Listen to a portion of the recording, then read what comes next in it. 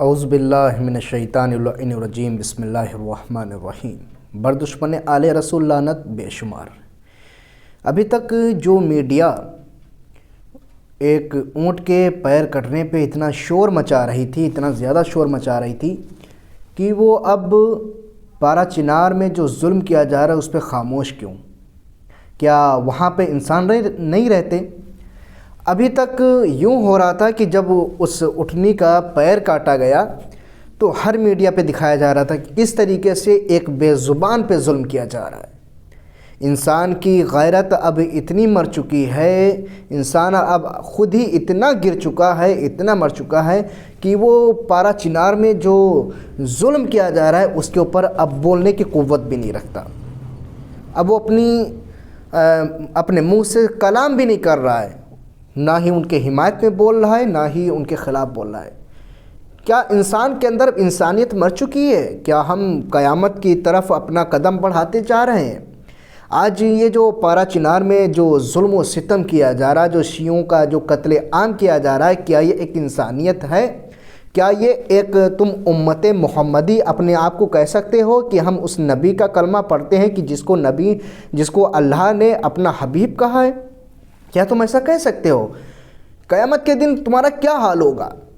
اسی بات پہ ایک شعر یاد آتا ہے کہ روز محشر جب ہم سب جائیں گے رب کے سامنے، جب خود کو پائیں گے، کیا کیا تھا تم نے مسلمان کے لیے؟ جب یہ سوال بھی پوچھے جائیں گے، کیسے خود کو تب ہم بچا پائیں گے، ہم رب کو کیا منہ پھر دکھا پائیں گے؟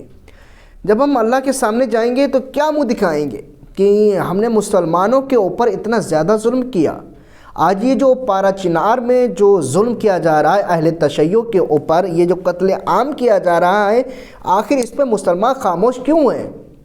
بات یہاں پہ میری شیعہ اور سنی کی نہیں ہے، بات یہ ہے کہ کیا نام وہ ایک شعر یاد آتا ہے کہ لگے گی آگ تو آئیں گے کئی گھر زد میں، اس آسماں کے نیچے صرف ہمارا مکان تھوڑی ہے۔ آج اگر ہمارے اوپر ظلم کیا جا رہا ہے تو کل پھر تم اپنی باری کا انتظار کرو۔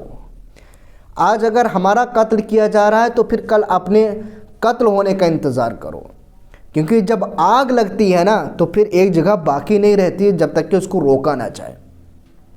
تم کتنے شیعوں کو قتل کرو گے، کتنا ظلم کرو گے؟ تم نے تو ظلم کی انتہا اب بالکل ویسے ہی بنا رہے ہو کہ تم نے ایک نرغے میں پارا چنار کو گھیر کر رکھا ہوا ہے۔ آخر تم کرنا کیا چاہتے ہو؟ لیکن افسوس میرا صرف اس بات کا ہے، افسوس اس بات کا ہو رہا ہے کہ وہاں کی حکومت بھی خاموش ہے، کہ حکومت کچھ نہیں کر سکتی۔ اب یہاں پہ دو سوال بنتے ہیں، یا تو ایک یہ مانیے کہ حکومت ان سے ملی ہوئی ہے، حکومت ان سے کروا رہی ہے، یا تو پھر آپ یہ مانیے کہ حکومت اس کام سے راضی ہے، اس چیز کی دلالت کر رہی ہے۔ کیا تم اپنی نبی کو منہ دکھاؤ گے روز محشر؟ کیا یہ تم کہہ سکتے ہو پھر قیامت کے دن کہ جب نبی سامنے آپ کے ہوں گے کہ آپ کہیں گے کہ ہم نے شیعوں کا قتل عام اس طریقے سے کیا؟ کیا آپ یہ منہ سے کہہ سکتے ہو کہ اپنا یہ منہ دکھا سکتے ہو؟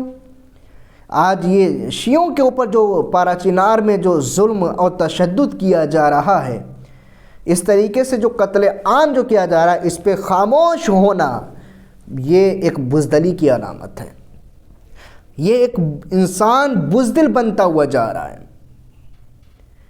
کتنے مارو گے تم شیعوں کو؟ کتنا قتل کرو گے تم شیعوں کو؟ یاد رکھیے گا کہ اگر آج ان کے اوپر یہ ظلم کیا جا رہا ہے تو کل پھر تو آپ اپنی باری کا انتظار کریے، کل آپ کے اوپر یہ ظلم ہونے والا ہے۔ آخر میں ہم دعا کرتے ہیں بارہ الہی سے کہ بارہ الہ بحق محمد وآل محمد، جہاں جہاں بھی شیعہ حضرت قرار آباد ہیں، اللہ ان سب کی جان مال عزت آبرو کی حفاظت فرمائے۔ بارہ الہ یہ دنیا بہت ہی ظلم و جور سے بھر چکی ہے، ہمارے آخری امام زمانہ کے ظہور میں تعجل فرما اور ہم سب کو ان کے عمل و انصار میں شمار فرما۔ آمین یا رب العالمین۔ اللہم صلی علی محمد وآل محمد وعجل فرجہم۔